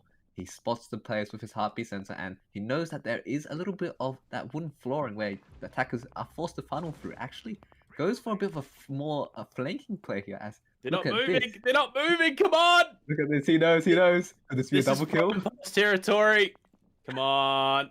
Come on. Either of these frags would be huge. Yeah, there we go. That's all you need. Nitro Cell toss, but unfortunately, it's on top of the stage. Tess got baited. That was 100% O-MEGA-LUL baiting that out. Yeah, not spotting a little bit of elevation on that thermite. He wouldn't have known it was a thermite, but if you can see that these heartbeats are just a little bit taller than what is normally exposed on that floor, and because of that, it's going to be exposed. Oh, shotguns up, but into hard floor. Tesseract, while he's found that first opening pick, he's also making it so difficult for the attackers to kind of feel safe in that piano area, and with that, they're going to be taking extra long time. 2 minutes off the board already. Oh, a spot out from the Jackal, and that's going to be end of Tesseract's career as he is taken out right through that door. Sure, you can see his heartbeat, but if he's just got you on pings, you've not got much of a chance. Back out. It's going to be faced off with Hugs now, as Hugs is looking for that refrag. Well, that's one player closer to equalizing here, but it's not a done race for the moment. Well, interesting angle there held by Twitch, by Wolfie, sorry. Oh, the pistol out even. Oh, Lord. Hellfree's going to find the next. Amber to fall equalizes the score here. But he's going to be tagged up by Macho, who was playing. How is Wolfie still got the frag with the pistol? Looking for more. Wolfie low, but it's Blackout to find the next. Hugs falls. Lazy in trouble. Finds the frag and wins on time. Giving back O-MEGA-LUL a taste of their own medicine. They had me puzzled at pointing that shotgun down all the way to the white stairs, but he shows that he is capable of using it, taking out the Nomad, who was on that long bar right next to him. It's going to be an incredible clutch from Lazy Turtle. Coming down to those last few seconds, really making these rounds count, as both teams, they've just decided that they don't want to make any moves until that last final few seconds, and when they do, the decisions are so quick and so devastating if anything goes wrong. Well, we just saw that. You swing into a player with an M590 in the dying seconds of a round. It's not one that often works too well against you, and well, it does mean that this is where we find ourselves 1-1, the most even it's been to kick off the first half. And well, if ANU win themselves another, that's them surpassing their opening half score in the last one. But the tools on the board, Cade still let through, Mute still let through. There's a lot of tools to deny that utility in opening things up. So 100% definitely a case where O-MEGA-LUL, if they want to win this one out, they need to get vertical control. They need to take it and look to utilize it with the sledge on the board. No pulse this time, though. Interesting, given that this is a bomb site that does work very well around it. You got to wonder what the game plan is. Yeah, game plan. They have 3 C4s and not an incredible amount of utility. So maybe just relying on the volume of explosions rather than the accuracy. Very well-known military tactics. Overwhelming force by destructive power. Yeah, but you also see a little bit of roaming happening on this top floor. So we've got some holes opened up in the floor, and these I believe the Legion's going to be playing that, making sure that the attackers don't get that front side of the bomb site for free. Meanwhile, attackers going for a little bit more of an upstairs clear, and this is a very well-known take. It's kind of, you get a lot of position in this top floor, but it does take a long time, and time is something that both these teams have really struggled with. Well, Good timing so far from O-MEGA-LUL and getting to clear this top floor. Hatches left soft, as you would expect. Nothing crazy. All the vertical angles are there, and they spot out Tess. Again, honestly, Tess has been doing a great job on the roam. Burning time, wasting utility, still gets out of there scot-free. Interesting, yeah, that we've seen repeatedly just this barricade setup come into play. But, I mean, it's a minute 15 wasted now. They've stalled things out, delayed that push in above the bomb site. And Tess is still there. Tess is still waiting. And Hug's going to be the one to spot Emanate and drop him to the ground. Not sure, though. Obviously, points are turned off here, so they won't know that it's a down. But you could still imagine significant damage being dealt there. Yeah, I don't believe he's entirely sure, and Emanate is going to be picked up. They say the caged animal's the most dangerous, but actually... Tesseract is going to be completely destroyed there. He was not able to find his way out as his hatch was also electrified. Hugs, however, is still upstairs, and his presence might be felt if he is going to go for this flank. And I don't believe any of the attackers are close to him. However, that's the C4, and also the Nomad walking through. The Nomad getting taken down. Unfortunate peek from Wolfie here, as they just did not know of this person's position. Now Hugs in a bit of a corner here. Jackal also about to be peeking in, and Jackal is taken down. Hugs with the double kill so far, and that's in combined to all that damage done to the sledge of Emanate.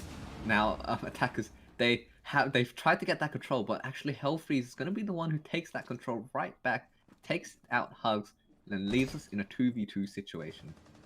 It was an interesting setup. Black opens the wall between laundry and reading and then slow peeks the breach. And, well, I mean, very much a case of Hugs being on his toes. Very ambitious play, to say the very least. But, I mean, at the moment, there's time, but not a heck of a lot of it. Macho playing tight in the bakery, but it's Amber who lines up both of them. I'm so keen to see this. And, well, here we go. What? Did they just funnel straight it? Yeah. Oh, they... Whoa! Wow, line up. Yeah. Amber had no idea that they'd gotten the second. Nope. I'm very sorry that he had to kill both the remaining players, but there's no need to be sorry. Take that round and bring that advantage in for your team, as that round from the beginning just felt like the attackers were a little bit lost there. Just the somehow Tesseract finding so much space, even though he was taken out from his little bit of trapped position, he finds so much time and brings so much space, especially for Hugs for that final flank.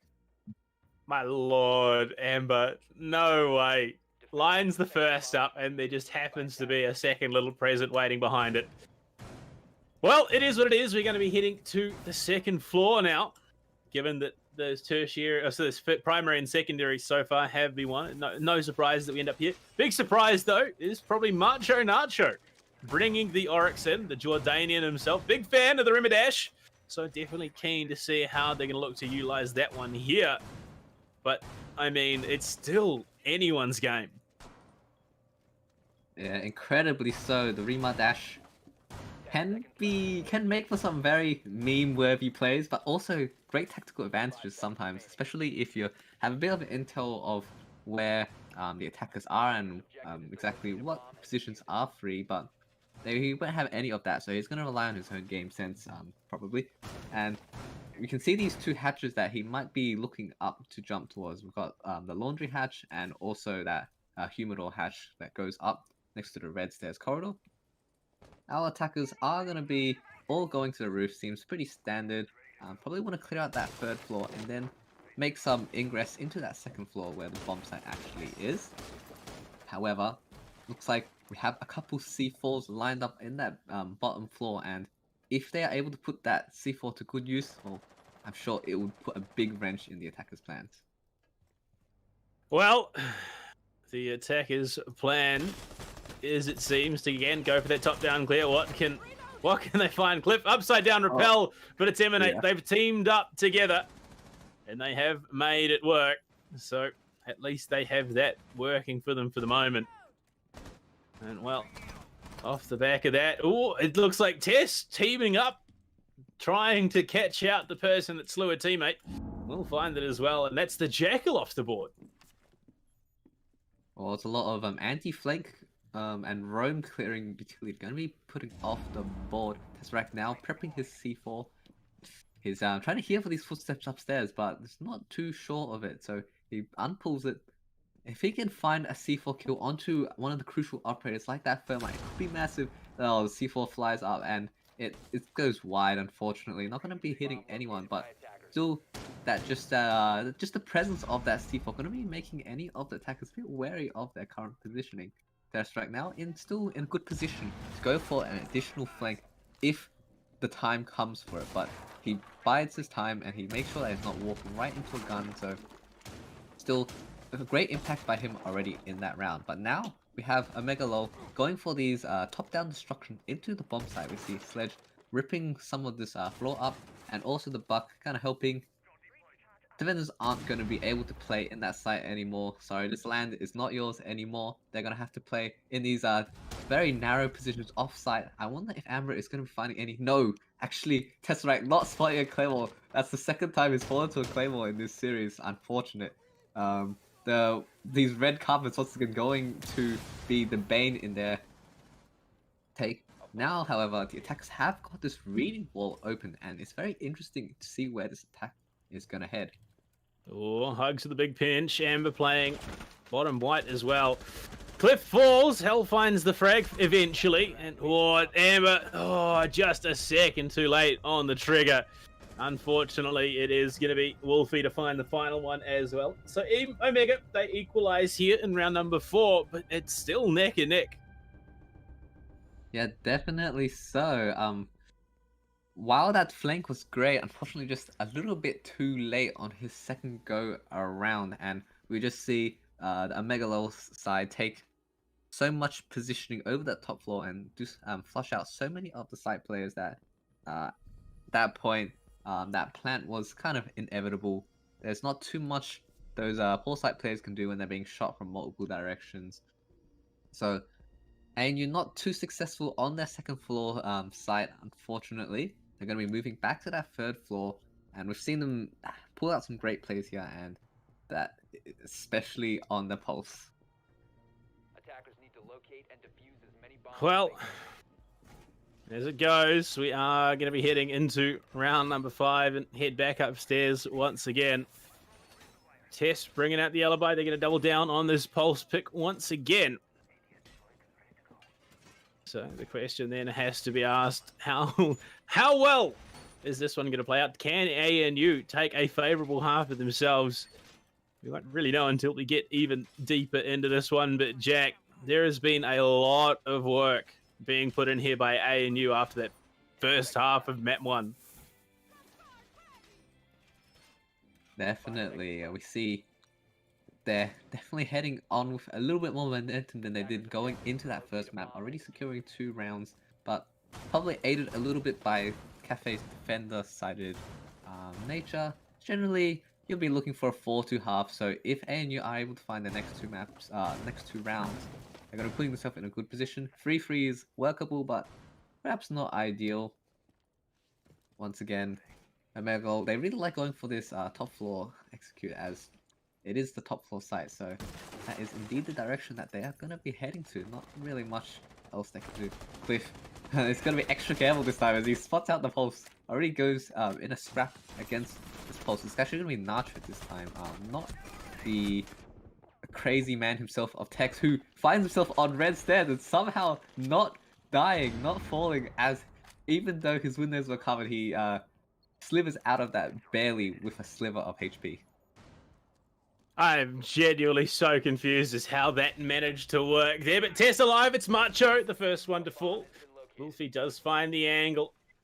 Unfortunately, they keep losing out on this pulse.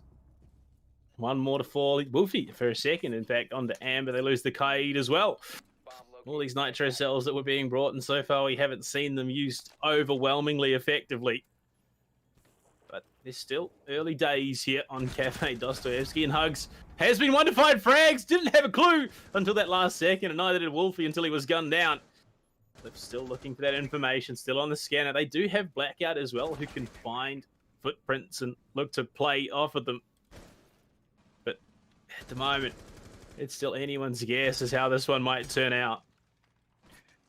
Yeah, Cliffy is so close to hugs now. Could be giving him a hug indeed. I don't think Jaeger's going to expect that, and his head does show. Plant is going down from black out cab as Cliffy with the flank going up the white stairs is just down to test rack. He's on so low HP from early in the round.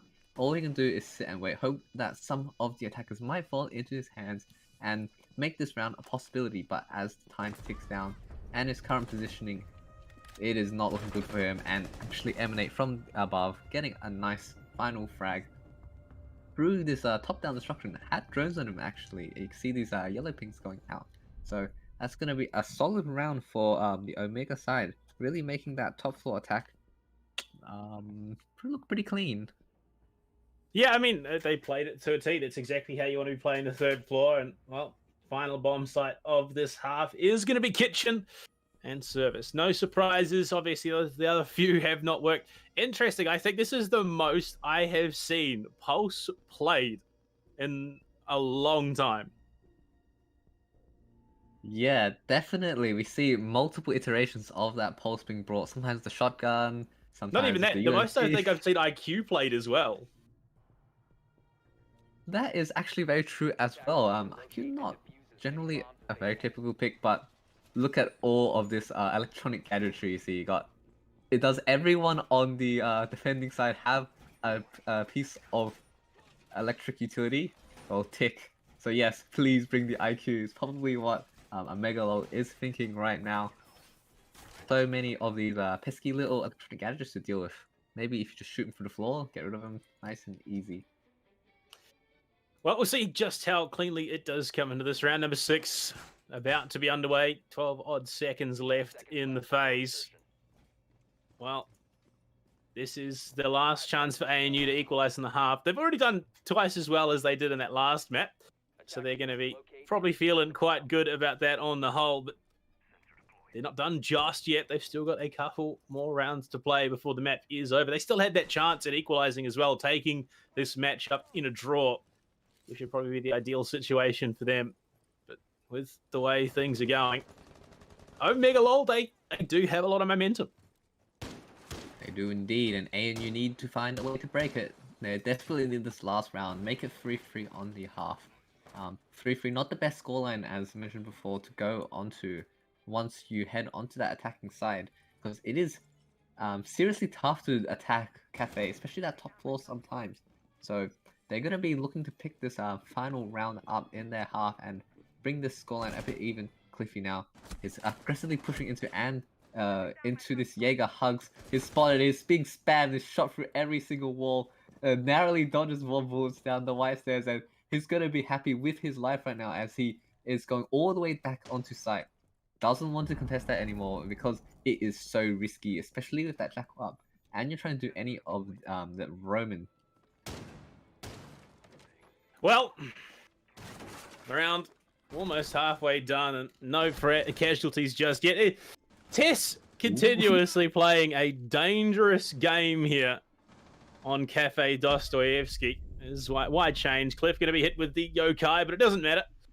As much as it does concuss, it's not the end of the world in some of these gunfights. Macho still looking for a nitro play, trying to equalize the score here. But for the moment, they have more pressing issues to worry about. Unfortunately, Cliff, being as healthy as Cliff is, can look to try and capitalize. Nitro toss! It's going to be Emanate to fall. Hellfreeze, though, still gets off the exothermic, so they will be able to open things up. Not the greatest position, I think, for ANU, but at least they do equalize the score. Emanate as well, a pretty solid fragger taken too. But with 53 seconds left, Jack, this is still anyone's guess. Yeah, it doesn't get the target I think he intended, but actually the Sledge, who was unfortunately situated next to him, it gets taken down. Cliffy, however, responds through those holes and takes out Nacho, so no more pulse. And I believe all our C4s are expended, so 0 C4s as well. Wolfie is also swinging this round into the advantage, but Amber has been so crucial. He takes one out as the diffuser drops in the freezer location. Oh, another one, and another one drops, and he drops another one to the floor. Blackout now alone in the freezer. He needs to find this pick Oh, onto no. Amber, but his own smoke grenade is going to be doing him poorly. Cannot see those footprints as he peeks his long gun around. He'll go for the defuse somehow. The defuse behind the bomb. Oh, Lazy Turtle saving Amber's life as Twitch jumps over the barricade and is not able to find the defuse, and defenders win that round out on time.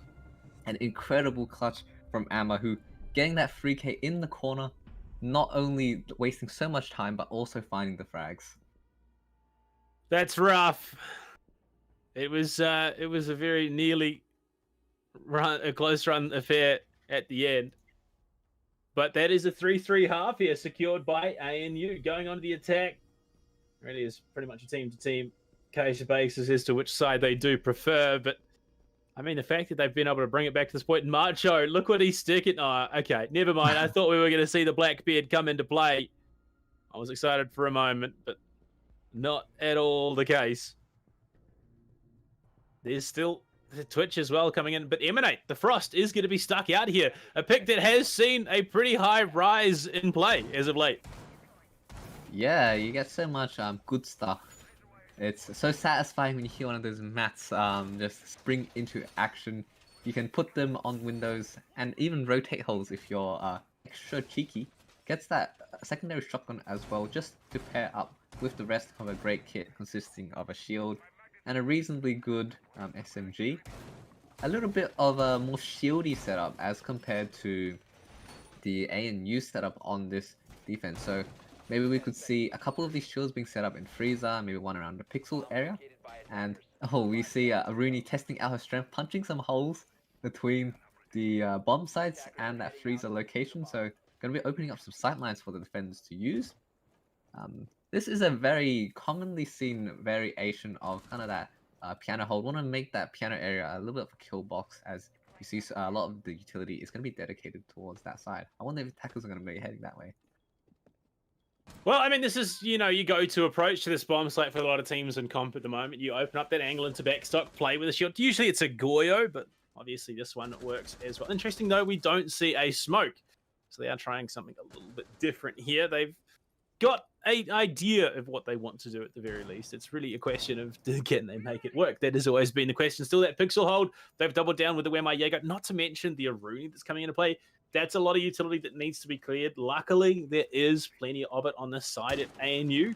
But honestly, Amber, with these Twitch drones, with that F2, is going to be so impactful in how this one plays out.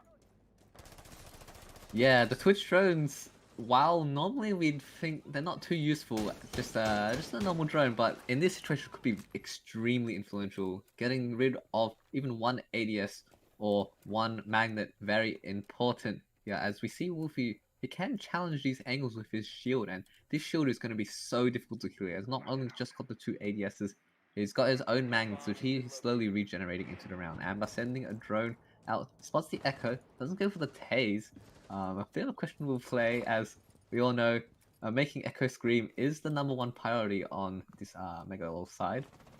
However, attackers not making much progress in the piano side, as yeah, this shield is definitely hard to get rid of if you're not prepared for it.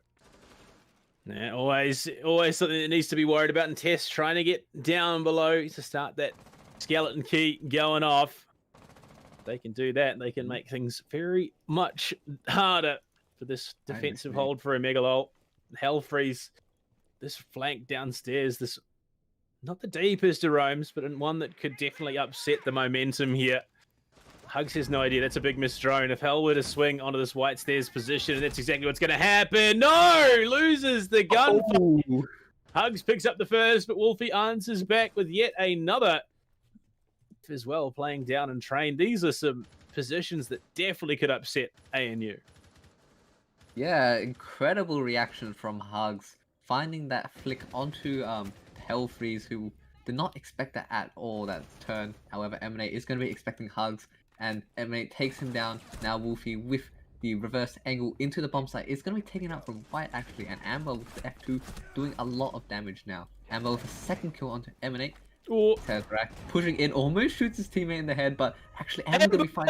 And Amber with the 4K. using all his utility, including that claymore which he placed onto white earlier. That's an incredible play from Amber, and we talk about how important he is to this team, and he shows his worth round and round, again and again. Amber going big. We saw it last map. Those multi-frags that Amber was able to find were huge. This is also, you have to remember, the first time this series that ANU have had the round lead. That is massive. Huge break in the momentum, and that is going to be very tough. For the defenders, they had such a good position going into that, but fortunately didn't realize that they had one critical weakness, those white stairs, just pushing 2 or 3 players up there, and just a little bit of a hole in that attack. But Amber definitely using that weakness to his full advantage and making sure he finds the kills where it counts, and with that bring ANU forward. They're in an advantageous position now, 4-3. So first time, as you mentioned, that we see ANU in the lead. Can they hold onto this lead though? O-MEGA-LUL going back on that top floor. They're going to be wanting to take that right back. Definitely they are. They're going to go see that same setup, although it looks like it's going to be a slightly more reserved pixel hold. They're going to pull the shield back into Freezer, as you can see right there. This is definitely one that has seen some play. But as to how effective it can be, again, it's a case of team to team at the end of the day. And, well, we see Tess bringing something different again. Dockerby making her way in. I rate this. I really do. Yeah, the Tess has been doing these unpredictable plays, and maybe with the calls is going to be able to push that aggression just a little bit further up the notch, opening the hatches with DMR now, actually. Very good bit of just side utility that DMR does have. I wonder if he does have that secondary SMG 11 or SMG 13, or if he is bringing that Gon 6 instead. Often a bit of a tough choice sometimes, because you really want that secondary, but having that Gon 6 is very good, as you mentioned. Amber now sending his drone, drives it right past the droning Wolfie himself, so going to be able to find a lot of utility, taking out Echo Drone. So very good trade already from Amber. Well, first minute 10 burnt with no real action on the whole. Nothing crazy, just a lot of droning. And Tess, strangely enough, without a drone, means that it's probably going to be a little bit harder to get that information. Luckily, they do have the logic bomb. Attackers recovered the bomb diffuser. Look at this positioning already. ANU, they've taken some great control, some great spots. You see that roam downstairs once again in the hands of Cliff. Playing down below Cocktail. The coverage, this is just phenomenal out of ANU. Covering from Skylight, covering from U-Bell. They've even got hugs coming in from below, and Cliff has pulled off that position downstairs over towards White, so they can definitely capitalize on this. We see a Skylight drop here. It's the player positions are looking in the correct for a play like this, as we have Hugs coming up from that second floor. Whoa. Now Hugs gonna be seeing the Echo, shoots him with the impact charge, does a lot of damage with his rifle, but Echo with that thick 3 armor is gonna be able to get out of there with his life. Hugs now pressuring even more, and he's making these cocktail plays feel so trapped, so small, as Amber taking out another onto our Wolfie, who was in that pixel position. Cliff, however, quick refrag onto Hugs. Macho is also downed, so he's going to be picked up now. 3v4 situation, but some of our players are very low. Oh, Lazy Turtle is also taken down, so 4v4. Oh, what is this? Why are people just going down all along the map? Finding a little bit of an angle, I believe, downing the Frost, and now Lazy Turtle, even though he's so low HP, manages to find out Blackout as well. Hellfreeze is trapped in the position, but he does find that SG-11 kill. Now Diffuser is going down in a 1v3 situation. Cliff has to find these frags to try to bring his team this round. Bleak, yeah, that's it. Animate could go for the pickup here, but oh, that's a risky play. If someone is there, no, he somehow gets away with it. It's a 2v3. Cliff finds the first. Can he find the follow-up? No, just whips it a little bit. Macho Nacho watching to cross, and it's all on Emanate. 18 seconds left on the clock. Here's the audio cue, and Tess swings in with that DMR and gets a massive frag. And all of a sudden, ANU, the ones to extend the lead here. 3 rounds in a row. Yeah, 2 on attacking rounds on that top half. Megalol maybe want to reconsider going up there once again, because they have not been finding much success on it. Their piano hold, while very solid, does leave it a little bit to desired, especially when it comes to not the Oh boy, piano Tess, side. what is this? What are we seeing here from Tess? Could it be? Is it the Blitz? No. Gonna be teasing us casters and you, the audience, a little bit, but maybe not choosing to lock in. Oh, that's even worse. What is going on? Well, we wanted chaos, and Fuse certainly is one of the operators that can bring that chaos, just raining down explosive pucks all over. And we also have that kitchen site where Fuse is so powerful on, so if they're able to get in that first floor, could be a serious problem. Indeed, indeed, indeed. And well, round number 9 coming into play here. And we do see some differences on the board. Most notably, of course, Tess. But we also see ANU bringing out the Vigil. And it's not really an operator that we've seen too much of here. Plus, Hellfreeze bringing in that smoke. This is an interesting position for O-MEGA-LUL to be in. They were the team taking charge in map number 1. They almost got brought back. But, I mean, you go into the half 3-3 on the second map. And ANU, it feels like it just took them a half a map to get into it. Now they're coming out swinging, because there is a very real possibility that they tie up the series. Yeah, they're fired up. They seem to be hitting all their shots, and more importantly, they're working together as a team and just using those drones, helping each other get into that building in a very effective way. We see a little bit of this second floor clear coming out, actually. Maybe wanting to get that Fuse in and start raining those explosives down. Actually, Tesseract going to head up to the top floor, but remind you, this defense is actually going to be in the basement, so there's a lot of position for the attackers to cover, and 2 defenders and the top floor. We want to be contesting these attackers if they are coming up here. Well, I mean, there's very accelerated nature of the push here. Macho is already primed. Ooh, doesn't even bother switching up the X-Kairos. Will be able to detonate the hatch from Fireplace, but Emanate on the hunt, looking for what he thought was an opponent. Didn't quite realize the positioning there. That's a rough one, and it's going to be lazy to find the opener. Wolfie falls, and Emanate does as well.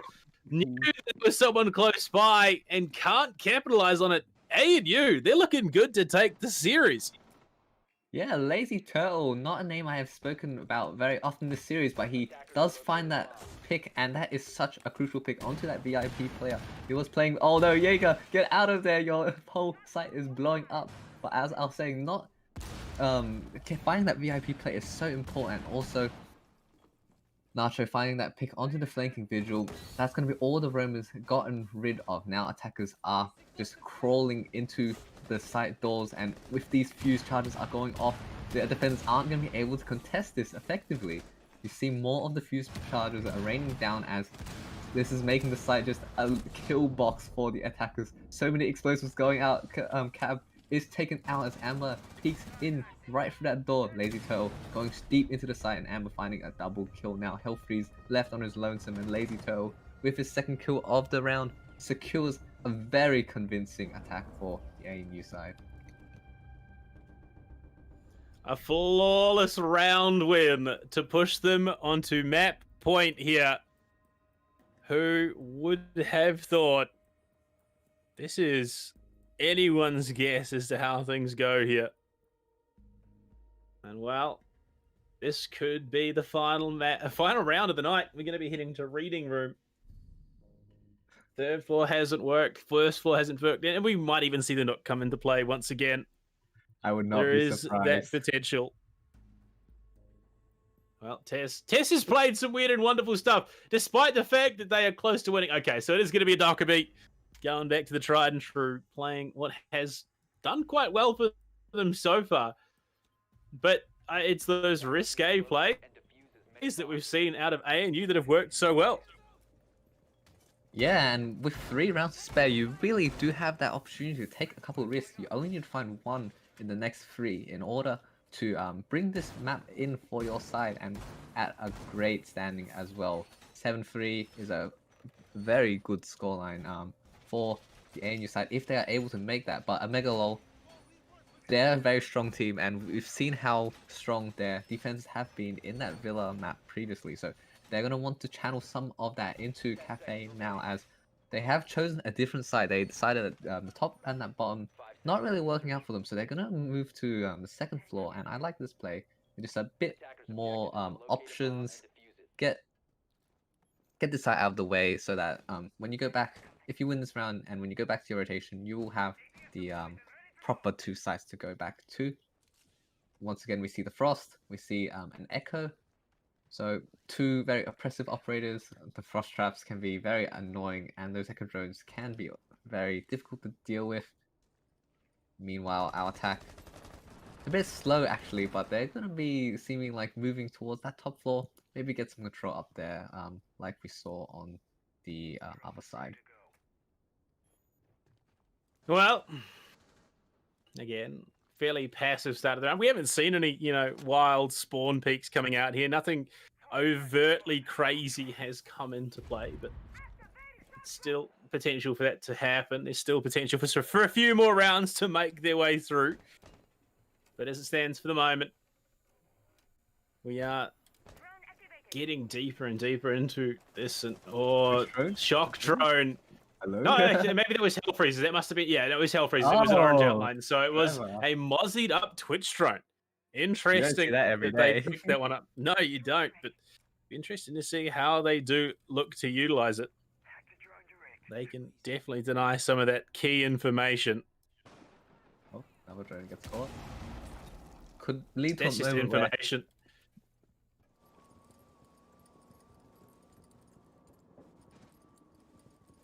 Lazy Turtle here back on his They're still taking their time. They're taking so long to get inside.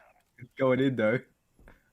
Ash is in the building. He's repelled right through that white window. You don't see that window being repelled in by attackers very often, but Lazy Turtle makes it work, and he's in a very strong position now. If he is able to find this kill into Cliffy, Cliffy's phone's ringing, and he knows that he is in a tough spot as Hugs is taking out Emanate on the other side of the map.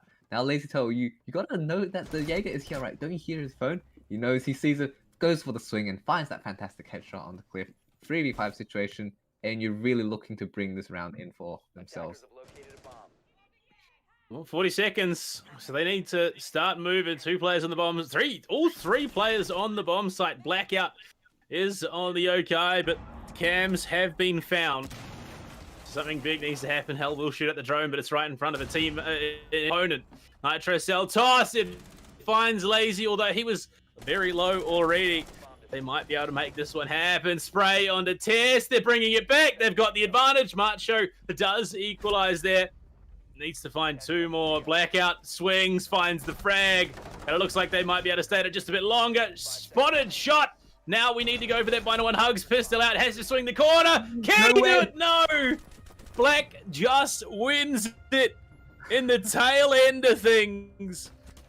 That was moments away from disaster. 1 bullet away with that 5-7 from finishing that match right there and right there. Right there and right then. But no, just the Echo finding that so crucial pick right back at that Thermite. Fortunately, the attackers got a bit overzealous there. They pushed down those white stairs, but there was a Melusi Banshee in the way, and there was nothing much they could do about it. They just got really crunched up in that corner, left the diffuser in the middle of Narnia, and from then the attackers, while they made a valiant effort, they couldn't quite bring that round back. Now O-MEGA-LUL heading to 4 points. They're going back to the 2 more conventional sites, Bar and the Cocktail first. So on that top floor, I'm wondering if they're going to change something about their piano kind of push, because it's not really been working out for them in our previous couple rounds. Well, I mean, yeah, look, it didn't work. Amber went massive, honestly. That's one of the main reasons that it came out the way it did. But far from over, far from done. Now we'll go for that same setup. Emanate on the Frost. They bring out both the Jaeger, well, all three of the Jaeger Wemai and Uni as well. Discovered the location of a bomb. 5 seconds. So they do have the tools. They do indeed. Attackers are heading But out it to becomes that, if O-MEGA-LUL did 2 rounds from equalizing, 2 rounds from taking it from OT, they might still pull this one back.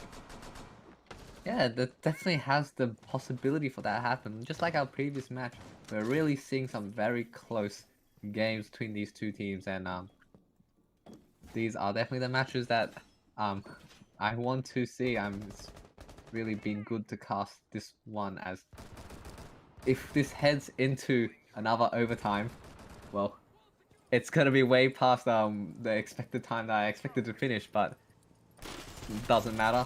I'm glad that I am here to enjoy these games with you, as we do see these teams going for that brawl once again on that top floor.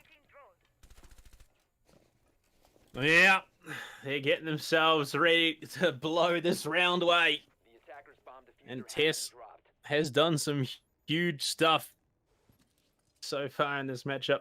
Not leading the kill frag, the kill score, but still putting in some big work. And Cliff, that angle. Tess, speaking of, we'll find that kill on Emanate, and Lazy, very aware of the punched open VIP door.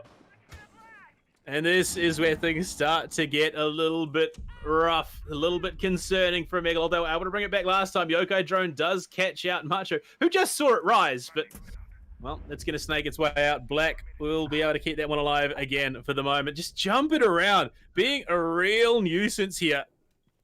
And, well, Amber is going to find the kill on it. I think it's all but done here, Jack. I think this is going to go the way of a 1-1. Off this, Hellfreeze and Blackout could be the ones to do it, but it'd have to be a very tall task. Yokai Drone still in position. He's playing on top of the laundry hatch. My lord, oh, hell, steps out, goes the shots, can't quite land it. I don't know, Jack. Do you reckon there's a hope, there's a dream? Oh, they've won 2v5s before, but they're really going to have to find these picks if they're able to make this work. And this needs to start with one of these picks from Hellfreeze or Black Cab into those piano players. And Hellfreeze does some damage, tags up the player, can spot a couple of them, but he's only got a one-time scope, so this is going to be very tough for him. Oh, Blackout sees one, but unfortunately hits the paint cannon, not the head, and this leaves Hellfreeze in a 1v5 situation. Do you believe? Amber with the final cleanup, and that's going to be it. ANU taking this map, bring the scoreline to a 1-1, and starting out very strong on this map, and with a very strong finish on this map as well. I mean, who would have thought? Coming into map number 1, a 1-5 half split. They then bring it back. They almost take it to OT. Then to come into map 2, ANU very much warmed up. They take the half 3-3. They equalize. They then push and win it 7-4. Some phenomenal stuff out of them. Definitely an interesting result given how things have been playing out so far. And obviously, that does shake things up a little bit in Group D as well. Obviously, Monash, they were 2-0-3. Now both teams are going to be 2-1-3, which could present some, well, sorry, no, not 2-1-3. So Monash still, they never mind. I was wrong. Monash will hold on to 5th position, 2-1-3. ANU still 6th with 1-1-3. But realistically, that's promising stuff going into the next couple of weeks. Yeah, definitely. Bringing that draw in for one of their final matches, that's something to put onto your list of achievements for this season, as it's definitely achievement to be had. I'm glad that we have so many teams in AEL, the Australian Esports League, just there to play and enjoy their time, as well as maybe get some competitive experience. Yeah, well, that is going to be us all done for the evening. Massive thank you to our sponsors, Chatime, AOC, Indomie, and ROG. But, Jackie, that is going to bring us to the end of production week 4, week number 5. There are 2 play weeks left. Obviously, teams still, they've played some of their weeks already, so there are going to still be a couple of matches still to be played out. But I mean, if you're interested, definitely check it out on Wikipedia. The Australian University League is up, and you can find that information for yourself. But playoffs, they're definitely looking interesting.